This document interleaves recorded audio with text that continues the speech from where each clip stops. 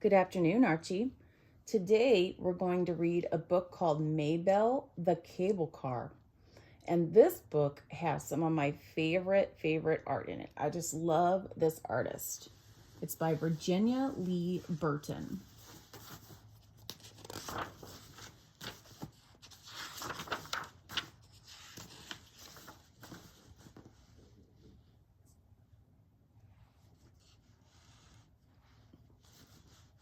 Way out in the far, far west, there is a city of many hills, a city with water on three sides round, a bay city, a seaport, a gay city, a friendly city, a city of flowers and cable cars, the city of San Francisco. To the people of this city who love their cable cars, I dedicate this book. Maybelle was a cable car, a San Francisco cable car. Cling clang, cleating clang, up and down and around she went.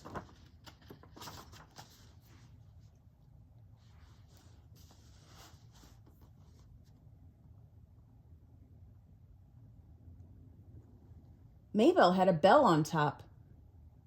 Ring 2 to go and 1 to stop. Underneath she had a grip to grab the cable under the street. She had 3 different kinds of brakes, one for the wheels, one for the track, and an emergency brake to jam in the slot so she could stop whenever she ought. Maybelle had a grip man and a conductor. The grip man pulled the levers, pushed the pedal, and rang the bell for Maybelle to stop or go. The conductor collected the fares, called out the streets, and helped with the rear wheel brakes when the hills were very steep. Fares, please. Ting, ting. Let's go. Not too fast and not too slow. Stop at the crossing. Wait for the light. Then ride the cable right up to the top. Stop and look at that view. Down we go on the other side. Look out for the curve. Hold on. Down again to the end of the line. Turn around and do it again. Fares, please. Ting, ting. Let's go.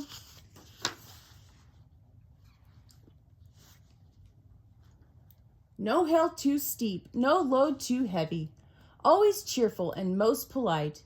She rang her gong and sang her song from early morning till late at night.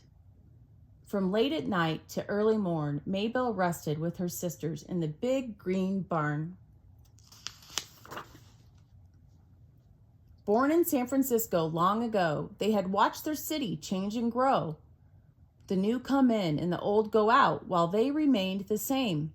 At night, while the city slept, they exchanged the news of the day or played the game, Remember When? Until it was time to go out again. Remember when the city was small, when everyone knew everyone else, and nobody hurried and nobody worried? Those were the good old times.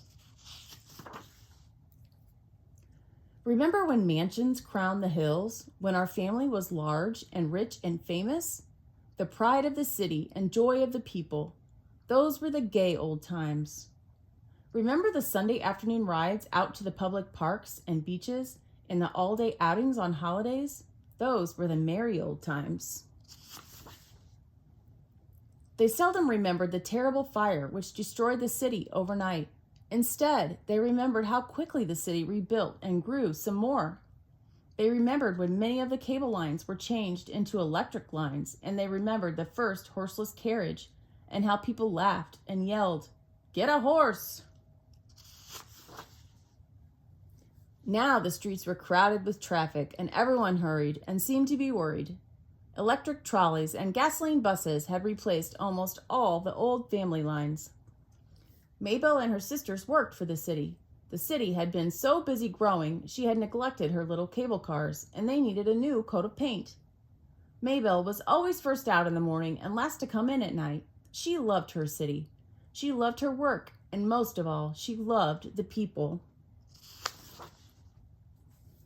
Maybelle's hill was very steep and very slippery when wet. Even taxicabs stayed off this hill in damp and foggy weather. But no hill was too steep for Maybelle, no matter the weather, wet or dry. She could not slip. She had her grip, and 3 kinds of brakes, besides ting, ting, ting. When visitors came from the rest of the world to see the sights of the city, they admired the beautiful views, the 2 big bridges, the public buildings, and parks and zoos. But what they liked the most of all was to ride on the little cable car. They paid no attention to the trolleys and buses because they had plenty of those at home. This made Big Bill the bus just a bit jealous. After all, he boasted, I'm bigger and stronger and newer and faster and more economical. His route ran by the city hall, and he knew the city fathers. One day, as Maybelle was going along, taking her time and singing her song, Big Bill honked his horn and hooted, out of my way, you little old cable car. I just heard the city fathers say the cable cars must go. That you're too old and out of date, much too slow, can't be safe. And worst of all, you don't make money. What they want is speed and progress and economy. And that means us. Poor little old cable car. Too bad you're not a bus. And he ground his gears and shoved his way into traffic, leaving a trail of gasoline fumes, and Maybelle sad and unhappy. Oh me, oh my, oh dearie me. If this is true, what shall we do? Anyway, I'd rather be me, a little old cable car, than a great big old, clumsy old, stuffy old, and yes, smelly old bus, she said as she choked on the gasoline fumes. Of course, she didn't say this out loud because she was much too polite. The rest of the day seemed long and dreary. Maybelle's heart was sad and weary. The hill's too high, the load's too heavy. Her bell rang wrong. Dong ding, ding dong. Soon the news leaked out from City Hall what the city fathers planned to do. Some people said, too bad, hate to see them go, progress I suppose. Others sighed and said, we'll miss them, what a pity for our city to lose her cable cars. We'll be like any other city. And one person said, why do we have to? We, the people, are the city. Why can't we decide? So they called a public meeting in the public library of all the friends of the cable cars and called themselves the Citizens Committee to Save the Cable Cars. Letters and telegrams poured in from all over the world, begging the city fathers to keep the cable cars. The Citizens Committee stormed City Hall, demanding a chance for the people to vote, to answer the question yes or no. Shall the city keep her cable cars? Pooh-pooh, said the city fathers, just sentimental talk.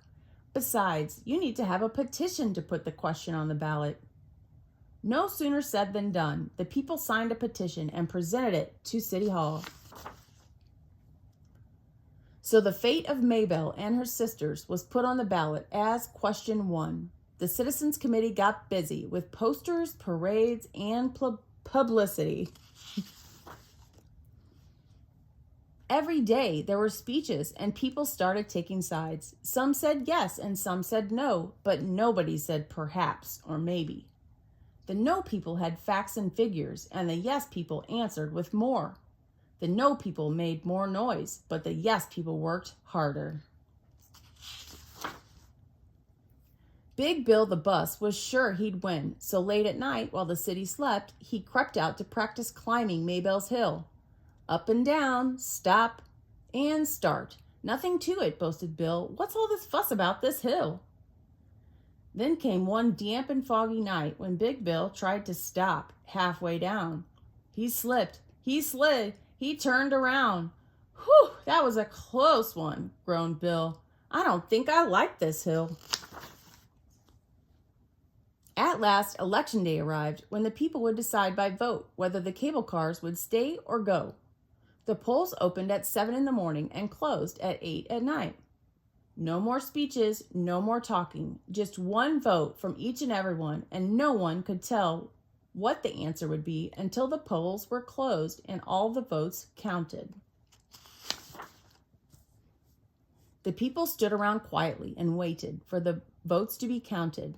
Maybelle waited, Big Bill waited, The whole city waited to see what the answer would be.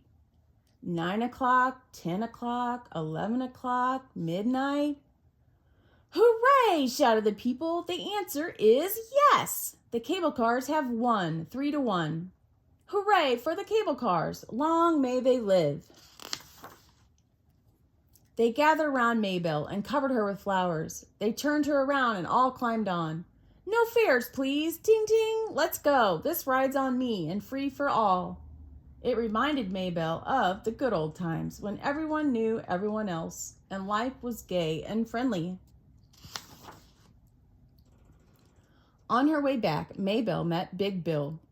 Congratulations, he honked. I'm glad you won. Your hill's too steep for me and much too slippery when wet. Thank you, rang Maybelle, and let's be friends. Okay, said Bill. And by the way, I just heard the new city fathers say that you and your sisters each would have a new coat of paint. Also, they have named one day each year to celebrate as Cable Car Day. Home went Maybelle, clingety-clang, ringing her gong and singing her song. Good news, ting-ting, good news, she sang. Our day's not done, it's just begun. The end. Love you, Archie boy.